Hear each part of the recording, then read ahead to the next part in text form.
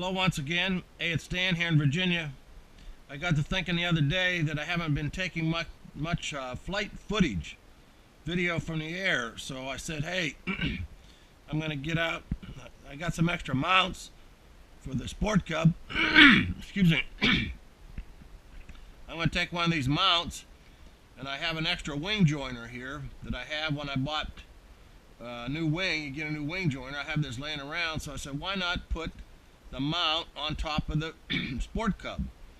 So I figured out where the CG was on the Sport Cub, which if you measure underneath and figure it out, it's about 2 5/8 inches back from the wing, from this leading edge, 2 5/8. So I took this extra joiner, I measured 2 5/8 inches back, marked a spot where this, and I actually traced it around here with an indelible marker, so I knew where to glue it on. Now these mounts have a 3M sticky back to them, and they're very, very good. This 3M tape is very good.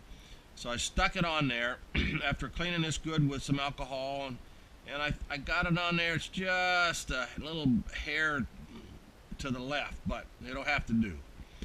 So I stuck that on there, and then I said, hey, you never know about this stuff. As good as it is, it might come loose.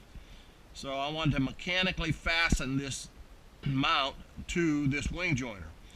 So this morning I went to the hardware store, got some small M3 metric screws with machine threads on them.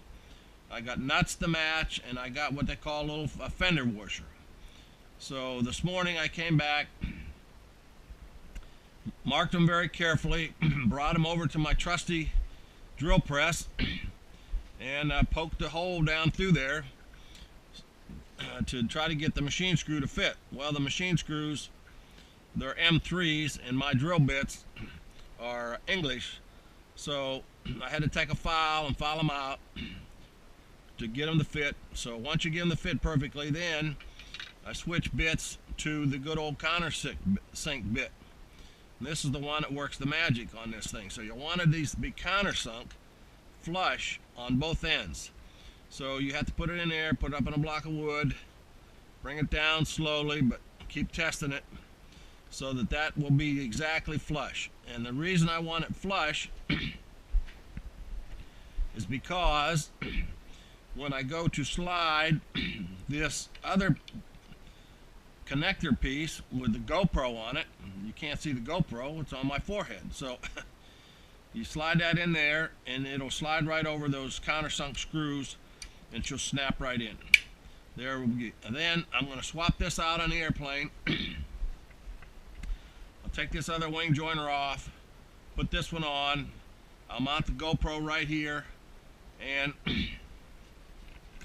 with this particular setup, if you mount it this way, the center of gravity will change a little bit, so you can take it off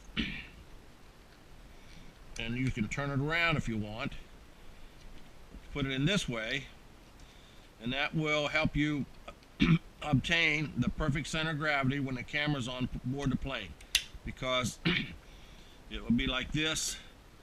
And so you can, I'm going to check it on the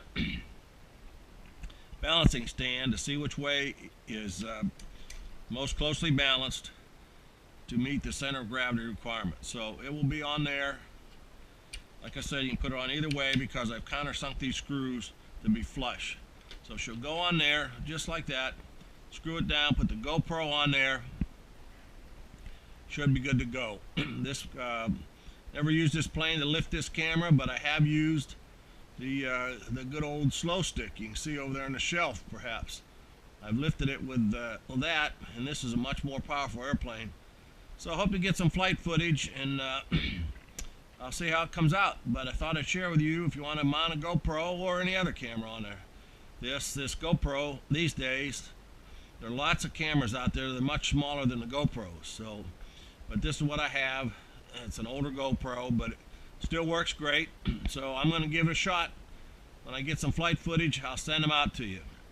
That's all for now. Fly safe out here.